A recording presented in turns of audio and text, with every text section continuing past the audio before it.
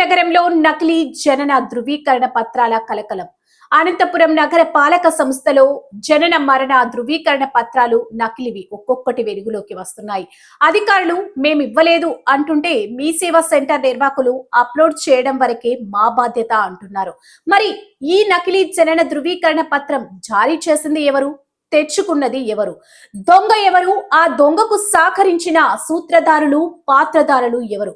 అసలు ఈ విషయం బయటికి పొక్కడంతో నగరపాలక అధికారులు చేతులు కాలాక ఆకులు పట్టుకుంటున్నారా ఏంటి? ఆ వివరాలు ఒకసారి మీ BB4 న్యూస్ ఉన్నతాధికారుల దృష్టికి ఇలా. అనంత నగర పాలకలో నకిలీ హల్చల్ వెలుగులోకి. మరో జనన ధృవీకరణ పత్రం. BB4 న్యూస్ ఛానల్ ఆ వివరాల్లోకి వెళ్తే, మనిషి పుట్టినా మనిషి చచ్చినా నామమాత్రపు ఫీజుతో ధృవీకరణ పత్రాలను అందుకునేందుకు ప్రభుత్వం మీ సేవ కేంద్రాల ద్వారా సంబంధిత కార్యాలయాలకు అనుసంధానం చేసి అందుకునే వెసులుబాటు కల్పిస్తుంది. అయితే సంతలో కూరగాయల కన్నా అధ్వానంగా నకిలీ ఈ జనన మరణ ధృవీకరణ పత్రాలు కూడా లభిస్తున్నాయంటూ తెలుస్తుంది. ఇదిగో చిత్తగించండి.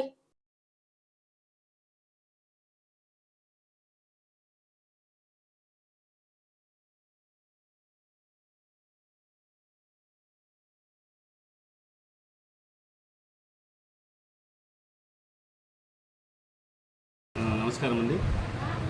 ఈరోజు ఒకటి సర్టిఫికేట్ ఆన్లైన్లో హల్చల్ జరుగుతుంది. అలాగే మా AMC గ్రూప్లో కూడా రావడం జరిగింది. దాని మీద MHO గారు వివరం కోరడం జరిగింది. దాని మీద మేము ఆన్లైన్లోనూ తర్వాత మాన్యువల్ రికార్డ్ వెరిఫై అయితే ఇక్కడైతే మనకి ఇష్యూ చేసేది మా మున్సిపల్ రికార్డ్స్ పరంగా మేము ఇష్యూ చేయలేదండి. ఇది ఎక్కడో బయట మీ సేవా సెంటర్లో కానీ ఆ దళాలు ఎక్కడి నుంచో ASO గారికి దగ్గర ఎంక్వైరీ చేశాను. నేను ఇంకా అటువంటి సర్టిఫికేట్ ఇవ్వలేదన్నారు. దీనికి ఉదాహరణగానే గతంలోనే మొన్న మాకు ఒకటి పాస్పోర్ట్ పై నుంచి ఒక అప్లికేషన్ వచ్చింది. ఫ్రీక్వెంట్గా నెలకు 1-2 వస్తూ ఉంటాయి. ఈ సర్టిఫికేట్లు మాకు అప్లై చేశారు పాస్పోర్ట్కి. ఈ బర్త్ అండ్ డెత్ రిజిస్టర్ ఉంది, కరెక్టే కాదని వస్తారు. మేము వెరిఫై చేసి మా దగ్గర ఉన్న రికార్డ్స్ ప్రకారం చూస్తే ఇది మేము ఇష్యూ చేసింది కాదని పంపించేస్తున్నాము. ఇప్పుడు కమిషనర్ గారు ఊళ్ళో లేరు కాబట్టి కోర్టు పని మీద వచ్చారు. కమిషనర్ గారు రాగానే నేను లీగల్గా ప్రొసీడ్ కావాలని డిసైడ్ చేసుకున్నాను. ఎందుకంటే మాకు కమిషనర్ గారు ఉత్తర్వులు లేకుండా మేము ప్రొసీడ్ కాకూడదు కాబట్టి కమిషనర్ గారు రాగానే మేము ప్రొసీడ్ అయ్యాం. ఇది మీ డిజిటల్ కీ ఆధారంతోనే బయటకు వచ్చిందని చెప్పేసి సర్టిఫికెట్ ఆధారంగా మేము మాట్లాడుతున్నాం. మేము ఏమనుకుంటున్నామంటే ఇది కూడా ఇది ఒక రకమైన సాఫ్ట్వేర్ మోసమని నేను భావిస్తున్నాను. ఎంక్వైరీ చేయించడానికి నేను సిద్ధంగా ఉన్నాను.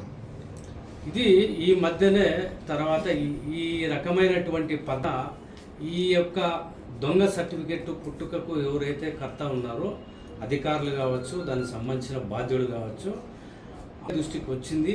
కలెక్టర్ గారి దృష్టికి తీసుకెళ్ళి తర్వాత ఈరోజు బయటికి వెల్లడవుతున్న క్రమంలో ఈ సర్టిఫికేటే మూలాధారంగా ఫ్రీ ప్లాన్డ్గా యొక్క ఎవరైతే ఈ మీతో కుమ్మక్కైనారనేది మాకున్న అభిప్రాయాన్ని మేము తెలియజేస్తున్నాం. మీ వివరణ 4 క్లర్కులు ఉంటారు కింద హెల్త్ అసిస్టెంట్లు. వచ్చిన అప్లికేషన్ని ఇన్పుట్ రిజిస్టర్లో ఎంట్రీ చేస్తారు. వచ్చిన అప్లికేషన్ ఇన్పుట్ రిజిస్టర్లో ఎంట్రీ చేసినప్పుడు సైన్ చేసినప్పుడు మరి మీరు అక్కడ వెరిఫై చేసుకొని ఇవ్వండి అని చెప్పి పంపిస్తున్నాం ASO గారి ద్వారా. ఇప్పుడు అలాంటిది మేము మా దగ్గర నుంచి చేయలేదు అని నా యొక్క అభిప్రాయం. అంటే స్పెసిఫిక్గా మీ డిజిటల్ సిగ్నేచర్ మీ డిపార్ట్మెంట్ నుంచే వచ్చింది. ఒక మనిషి ద్వారా వచ్చి ఉంటుంది కదా, నా డిపార్ట్మెంట్ ద్వారా వాట్సాప్ ద్వారా పోయింటుంది. ఫిజికల్గా మీకు ఎవరు ఇచ్చారని అడుగుతున్నాను.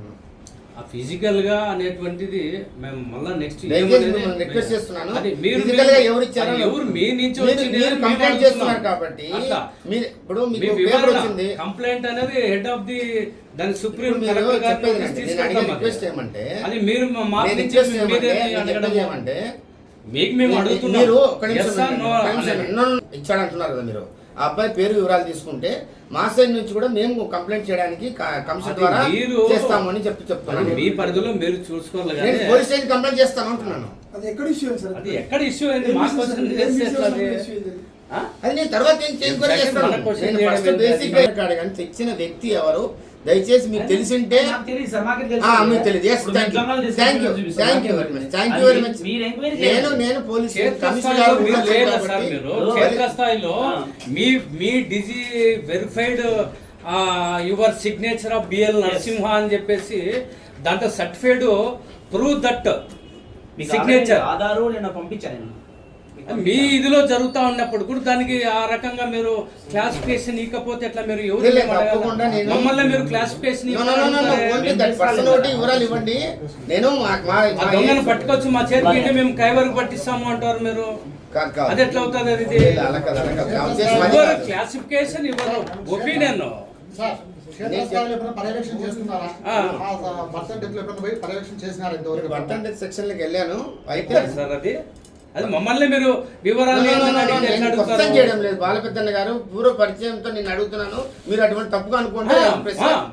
మీరు డైరెక్ట్ మమ్మల్ని అడిగితే మేము ఏం సమాధానం చెప్పాలి పెద్దన్న గారు, చెప్పండి. పెద్దన్న గారు. మాకు ఆల్రెడీ సబ్జెక్ట్ ఉంది కాబట్టి మేము వచ్చినాం. మేము మీ దగ్గరికి ఎవిడెన్స్ లేకపోతే మేము సెక్షన్లో బాబు మీ రిజిస్టర్లు కరెక్ట్గా ఇష్యూ చేసిన నంబర్లు పక్కన వేసుకోండి. ఇంతకుముందు నా దగ్గర ఇన్పుట్ సంతకం పడుతుంది. ఒక అప్లికేషన్ వస్తారు, ఆయన ఇస్తాడు, ఈయన ఇస్తాడు.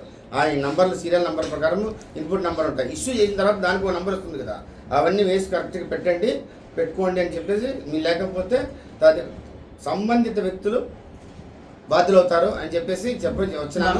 కమిషనర్ గారు రాగానే నేను బీ సేవ సెంటర్ ఎక్కడ అనేది నేను వెరిఫై చేస్తాను సార్. ఇంకా నేను ఇంకా ఏం వెరిఫై చేయలేదు. ఇప్పుడు ఆయన దగ్గరికి వచ్చి ఏఎస్ఓ గారి దగ్గరికి పోయి సెక్షన్లో చెప్పి రావడం జరిగింది. నేను ఖచ్చితంగా దీన్ని ఫాలో కమిషనర్ గారి పైన మీరు చెప్పి తప్పించుకోవడం అది కరెక్ట్ కాదు.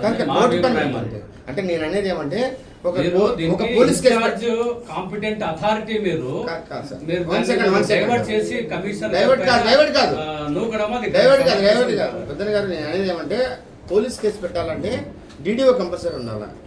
త్రూ డీడీఓని చేయాలి.